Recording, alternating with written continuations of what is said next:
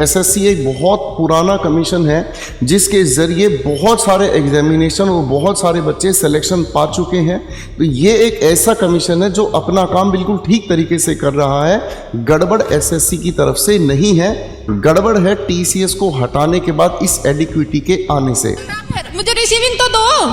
System में बहुत बड़ी धांधली कर रखी है। सबको दिक्कत है, सब लोगों ने हल्ला किया। वो उसके आंसर बता रहा, वो उसको आंसर बता रहा। हालात कितने भी बुरे हों, अंत में एक ही चीज मदद करेगी, आपकी पढ़ाई, आपका वो जुनून कि मुझे सिलेक्शन पाना है। अगर एसएससी के किसी भी एग्जाम की तैयारी कर रहे हो तो ये इन्फॉर्मेशन आपके लिए जरूरी है। अभी हाल ही में एक इन्फॉर्मेशन जारी की गई थी डिपार्टमेंटल एग्जामिनेशन की, जो 23 अगस्त को होना था।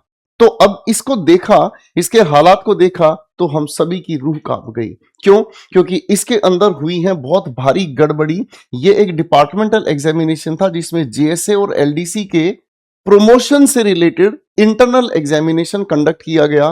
तो आप समझिएगा, ये वो कैंडिडेट्स हैं जो पहले से ही सिलेक्टेड हैं और इनकी नॉलेज भी अच्छी है और इनको बहुत सारे एग्जाम्स देने का तजुर्बा भी है। और इनके साथ हुआ क्या, मैं एक एक करके आपको बताऊंगा, लेकिन उससे पहले ये वीडियो सभी बच्चों के लिए है। इस वीडियो के अंदर मैं बात करूंगा उन सभी बच्चों के लिए जिनका कंबाइंड हिंदी ट्रांसलेटर एग्जामिनेशन और स्टेनोग्राफर का एग्जामिनेशन 8 सितंबर से 12 सितंबर तक ये पेपर होने वाला है।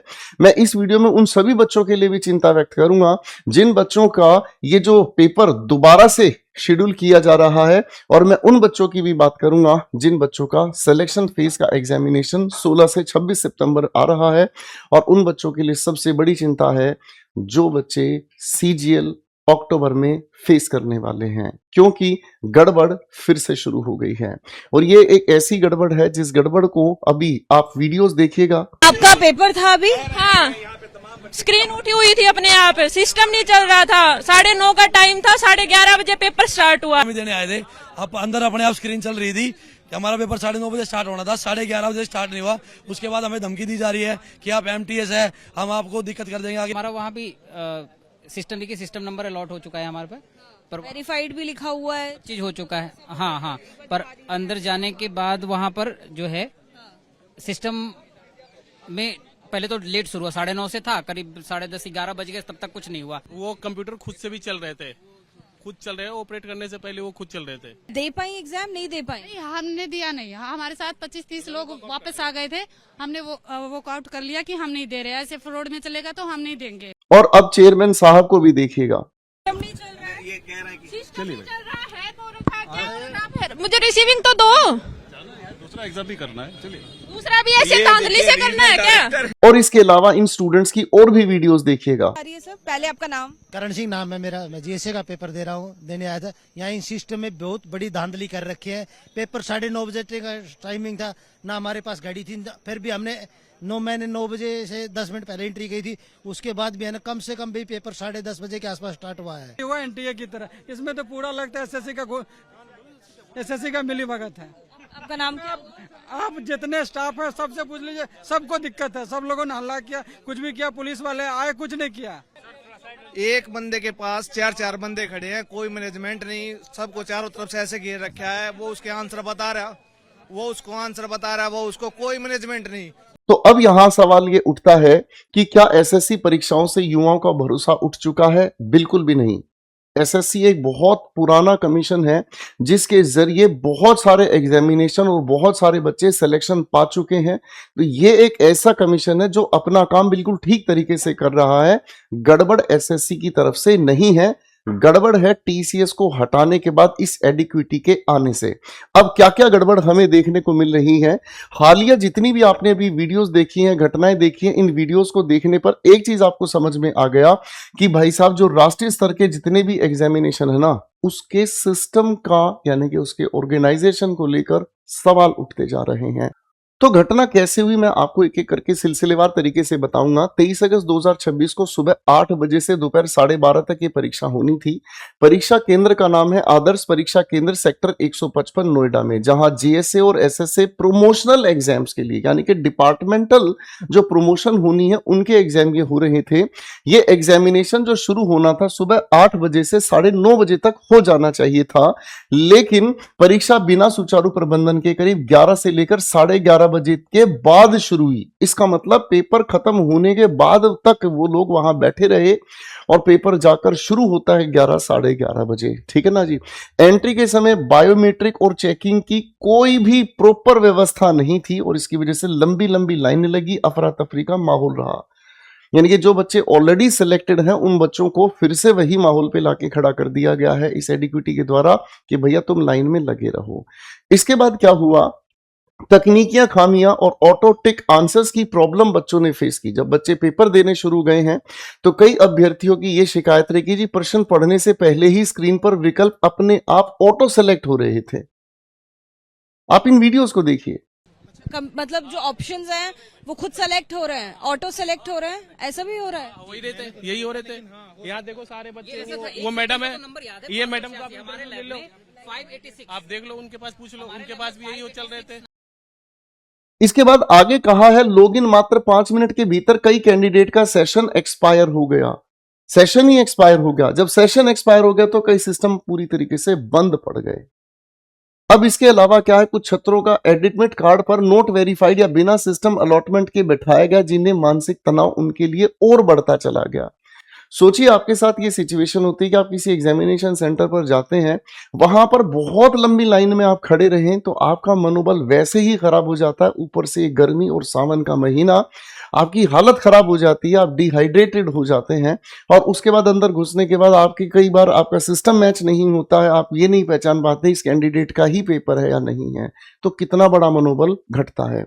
अगली बात मैं आपको बताता हूं जी, खुलेआम चीटिंग और कुप्रबंधन के आरोप यहां पर कहे जा रहे हैं। ठीक है जी, पुख्ता सबूत तो अभी नहीं है, लेकिन ऐसा कहा जा रहा है कि अभ्यर्थियों के अनुसार इन्विजिलेटर पूरी तरह नदारदर और लापरवाह दिखे। उनका कोई ध्यान नहीं है पेपर कैसे हो रहा है, कैसे नहीं हो रहा है। आरोप यह है कि एक एक स्क्रीन के चारों ओर 4-4, 5-5 लोग झुंड बनाकर खड़े हुए और जवाब बताए गए, ऐसा कहा गया है। इसका कोई ग्राउंड रियलिटी है या नहीं है ये मैं नहीं जानता, लेकिन ऐसा कहा जा रहा है। जो बहुत सारी वीडियोस हम लोगों ने सोशल चैनल्स पर देखी है, न्यूज चैनल्स पर देखी है। पीड़ित उम्मीदवारों का कहना है कि आपत्ति जताने पर उन्हें डीबार करने की धमकियां दी गई हैं, गुंडई चल रही है। ये गुंडई जो है बच्चों के साथ बहुत बड़ा खतरा बनती जा रही है। इसके बाद अधिकारियों का भाग जाना वहां से और जवाबदेही की कमी, ठीक है ना। रिपोर्टर और परेशान कैंडिडेट के सवालों से क्षेत्रीय अधिकारी बचते हुए नजर आ रहे हैं। एक अधिकारी ने कैमरे पर कहा मुझे दूसरा एग्जाम भी कराना है। एग्जाम कैसे कराओगे सर, ये तो सवाल है। हम जानते हैं स्टाफ सिलेक्शन कमीशन एक बहुत ही रिप्यूटेड ऑर्गेनाइजेशन है जो भारतवर्ष के लगभग सारे के सारे एग्जाम्स कंडक्ट कराता है और हर साल बहुत सिस्टमैटिक एग्जाम कंडक्ट कराता है। लेकिन एग्जाम कंडक्ट कराने वाली जो आपने वेंडर उठाई है उससे ये चीजें नहीं चल पा रही हैं। 2025 में भी यही व्यवस्था थी और आज भी यही अव्यवस्था है और बहुत कम संख्या में जो स्टूडेंट सिलेक्टेड थे वो डिपार्टमेंटल प्रमोशन के लिए एग्जामिनेशन फेस कर रहे हैं और उन बच्चों का एग्जाम अगर ठीक से कंडक्ट नहीं होता तो फिर से सीजल की ये लाखों की भीड़ जो है आपके सामने खड़ी होगी। तो किस तरह से ये आपका नया वेंडर इस एग्जाम को स्मूथली कंडक्ट करेगा, ये एक बड़ा सवाल आपसे पूछा जाता है।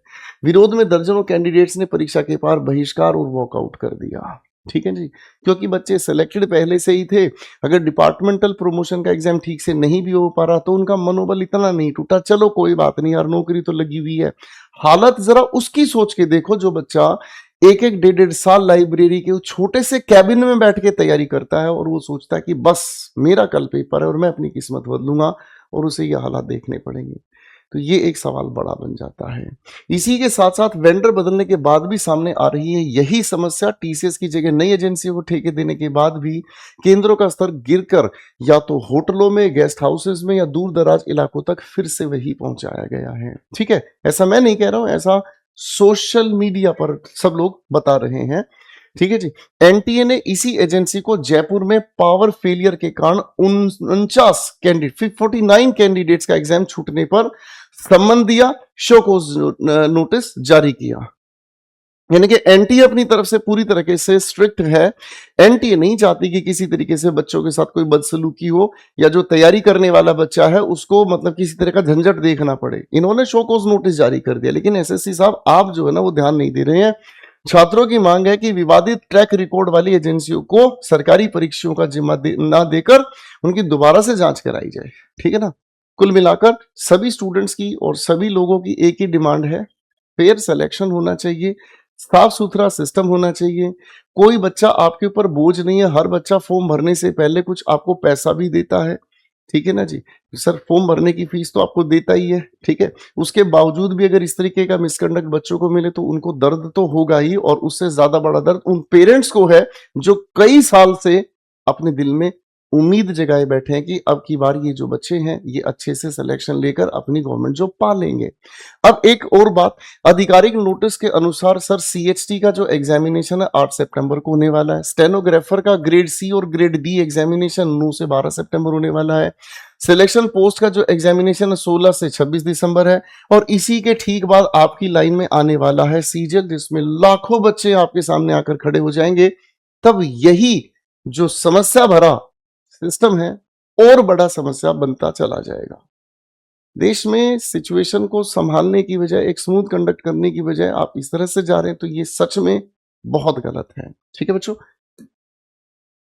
अक्टूबर में SSC सीजल का एक बड़ा इम्तिहान होना, जिसके बारे में मैं बात कर रहा हूं। देश की सबसे बड़ी परीक्षा SSC, इसे हम छोटा UPSC भी कहते हैं। इसका मतलब है कंबाइंड ग्रेजुएट लेवल। ये अक्टूबर के पहले सप्ताह में शुरू होने की संभावना बताई गई है। अगर यही सीमित संख्या वाले लिमिटेड डिपार्टमेंटल एग्जामिनेशन में ये हॉल है, तो लाखों बच्चे जो सीजीएल और स्टेनो की तैयारी कर रहे हैं उनको आप कैसे एंटरटेन करेंगे, ये एक बड़ा सवाल आप लोगों से पूछा जाता है। तो एक बहुत सामान्य स्तर पर सभी बच्चों के लिए कुछ मांगे हमने रखी हैं। नोएडा के इस एग्जामिनेशन सेंटर की बहुत बड़े लेवल पर जांच होनी चाहिए कि आखिर किस तरह से यहाँ पर मैनेजमेंट नहीं ठीक रहा और किस तरह से एग्जामिनेशन लेट हुआ।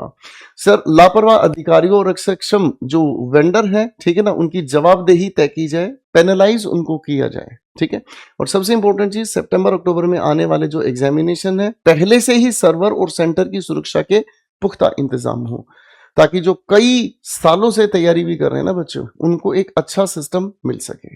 और अब मेरा मैसेज उन सभी स्टूडेंट्स के लिए जो तैयारी कर रहे हैं आगामी परीक्षाओं के लिए, चाहे वो स्टेनो हो, चाहे वो सिलेक्शन फेज हो, चाहे वो सीजीएल हो, जो भी पेपर आप लोगों का आने वाला है, आप प्लीज होपलेस ना हो। जो आप तैयारी कर रहे हैं आप अपनी तैयारी करते रहें। ठीक है ना जी। प्रणालियों की कमियों से लड़े, खुद से नहीं। आपकी इसमें कोई गलती नहीं है, आपकी मेहनत सच्ची है तो आपका सिलेक्शन पक्का है।